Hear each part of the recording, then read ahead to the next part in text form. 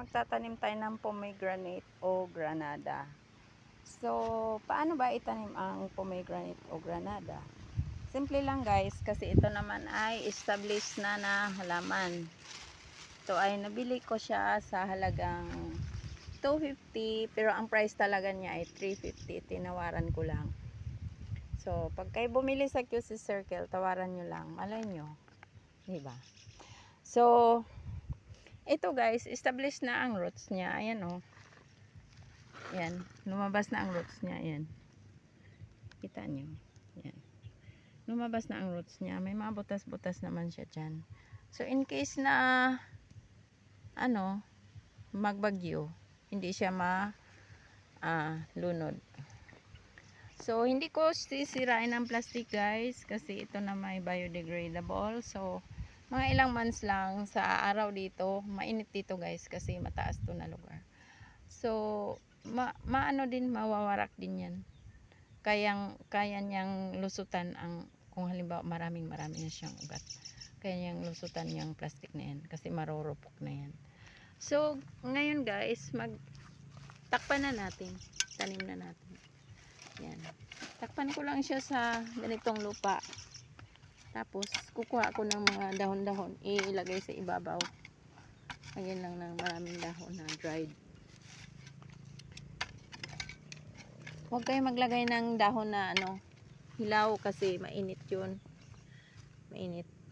Hindi maganda sa halaman kapag hilaw na dahon or hilaw na peels. So, kailangan nakabilad mo na siya sa araw ng ilang araw yung mga ilalagay mo mga compost dyan. So, ganyan lang guys ang pagtakip niyan. Takpan lang mabuti. Yan. Hindi ko gaano matakpan kasi hawak ko ang cellphone guys. So, takpan lang siya, tapos paibabawan ng mga dried leaves. Tapos, malalaking bato para hindi siya matumba in case na lumaki na siya kapag may bagyo. Lumalaki itong pomegranate guys or granada. Nagiging puno ito. Pero hindi naman super laki. Nabubuhay lang siya sa seeds. Hindi ko alam kung kayang i-market ito, pero wala pa akong nabibili na marketed na pomegranate. Siguro pwede naman. Pero dito na lang tayo sa seeds. Sandali lang naman tumamunga. Basta abonuhan mo lang mga 3 or 4 years. Ayan, madami ng bunga yan. Siyempre sa ganitong estado guys, hindi pa niya kayang hawakan ang bunga. Pero may nakita ko sa Cartimar na napakaliit na puno, ang dami ng bunga. Pero ang mahal nun guys, 1,500 ang presyo niya.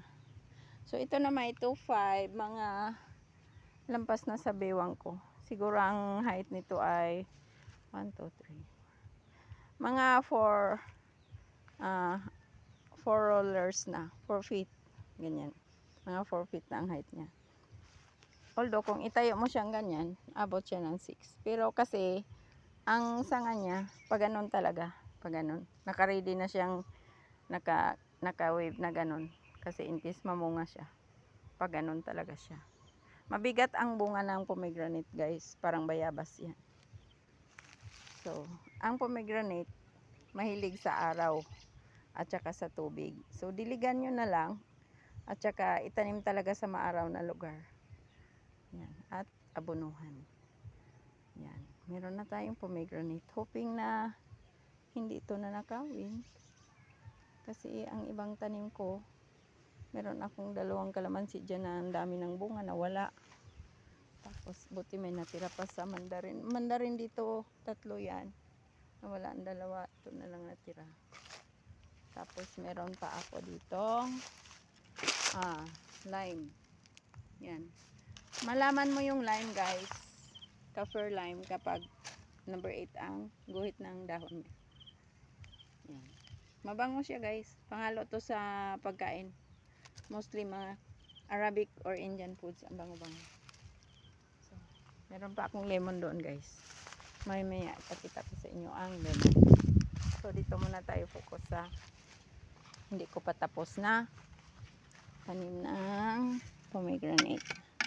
So, ang granada guys, yung makakain mo lang dyan, yung buto.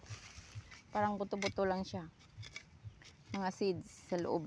Pero rich in vitamin C at saka meron siyang iron kasi kulay pink siya. Pampadagdag ng dugo. At saka vitamin C. So, commonly nabubuhay ito sa Arabic or Mediterranean countries. Pero pwede na rin siya sa Pinas. Kasi mainit na rin ang Pilipinas ngayon, hindi na kagaya ng dati. So, thank you so much for watching guys. I hope you will subscribe. At sana, magtanim kayo. Para hindi tayo magugutuman in the future. Thank you so much for watching guys. I love you all.